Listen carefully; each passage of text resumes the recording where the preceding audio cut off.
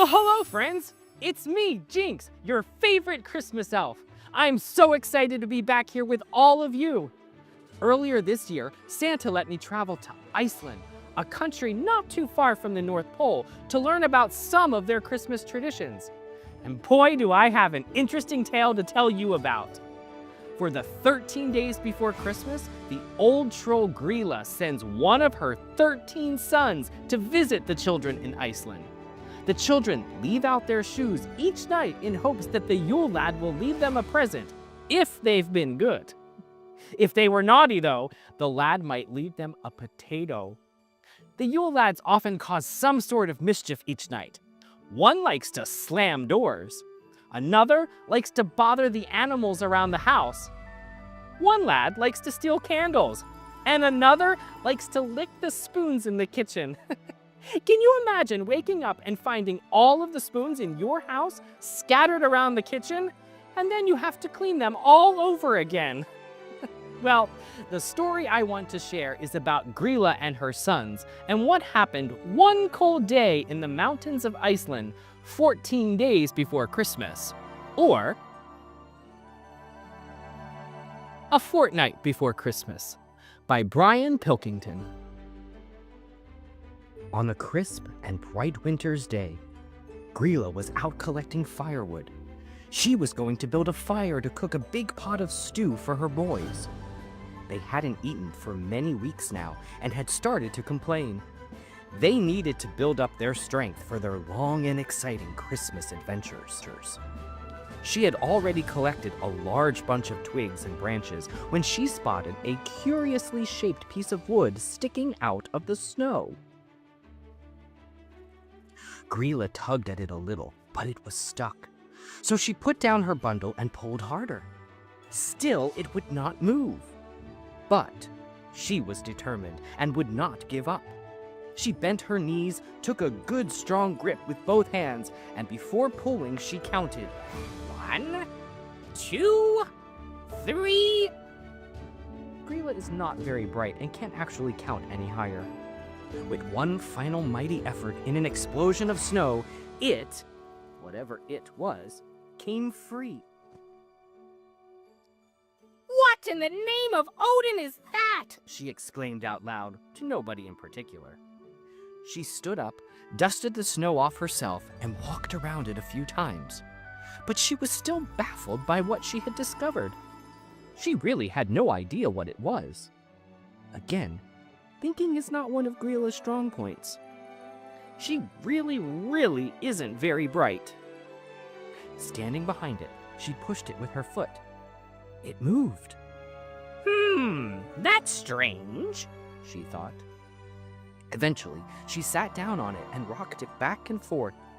She was a little surprised to find it starting to creep slowly forward, towards the top of a long downwards incline. Soon the slope became steeper, and she started moving faster and faster and faster until she was hurtling downwards at a frantic speed. At first she was shocked, but her shrieks of fear rapidly became shouts of delight as she realized that she was actually really rather enjoying herself. That was she said in a very loud, croaky voice as she eventually slowed down and came to a stop. Again! Let's do it again! She squawked. Grilla stood up and turned the thing around to face the hill, and then sat back down. Go! She instructed in a loud voice. But nothing happened. Up the hill! She commanded even louder, and pointed upwards so there could be no misunderstanding. But still it would not move. She tapped it on both sides with her heels and shouted, Giddy up! But still it stubbornly refused to move. Eventually she climbed off, found a large stick, and hit it angrily several times. This, of course, had no effect. Must be broken, she grumbled. She looked around and spotted Stufr, one of her 13 sons. He was moping about some distance away, doing nothing in particular. Grilla called to him to come and help her fix it. Stufr, who was a bit smarter than his mother, explained that it wasn't broken, but that it needed to be pushed up the hill. He immediately realized that this was a big mistake, as Grilla promptly instructed him to push her to the very top of an enormous hill. Poor Stuffer did his best. He huffed and puffed until he was red in the face, but the weight of Grilla and the thing meant that they did not move even a tiny bit. He was of course clever enough to realize that it would be a lot easier if Grilla would just get off the thing and help with the pushing. But he wasn't brave enough to suggest that to her. Stuffer desperately needed help, so he told Grilla that he had earlier seen Giljagaur and Stekjastor on the other side of the hill building a snowman. He suggested that he go and fetch them to help with the pushing. Grilla thought this was a good idea. 1, 2, 3 suns, she said, counting on her fingers. That should be enough to get it to move. Giljagaur and Stekjastor are both big, strong boys, but even they and Stuffer together could not shift Grilla and the thing by more than a couple of steps. But none of them had the courage to ask their dear sweet mother to get off and walk up the hill.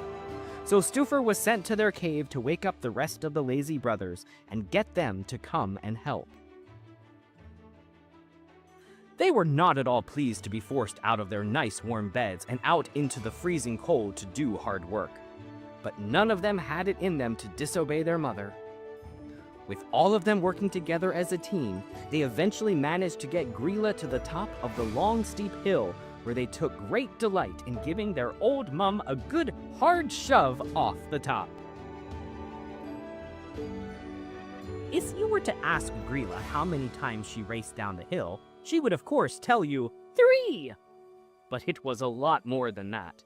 She went down again and again and again and again and again and again and again and again.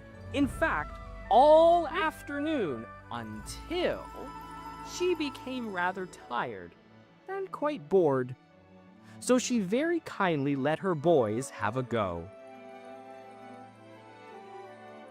They were polite, well-brought-up boys and took it in turns to whiz down the hill. They used the opportunity to try as many different methods as possible. Eventually, the sun had sunk very low in the sky, and everyone was tired and hungry and rather cold. They all worked together to collect a huge pile of firewood, and then used the whizzy thing, which is what they were now calling it, to transport all the wood back to their cave. They soon had a big fire roaring under the cooking pot. The boys all sat around it, contentedly enjoying the warmth of the fire. Grilla was in a particularly inventive mood, and decided to put Lepaluthi's old socks in the stew for added flavor, and to give them their yearly clean at the same time. Grilla tries her hardest, but really is not a very good cook.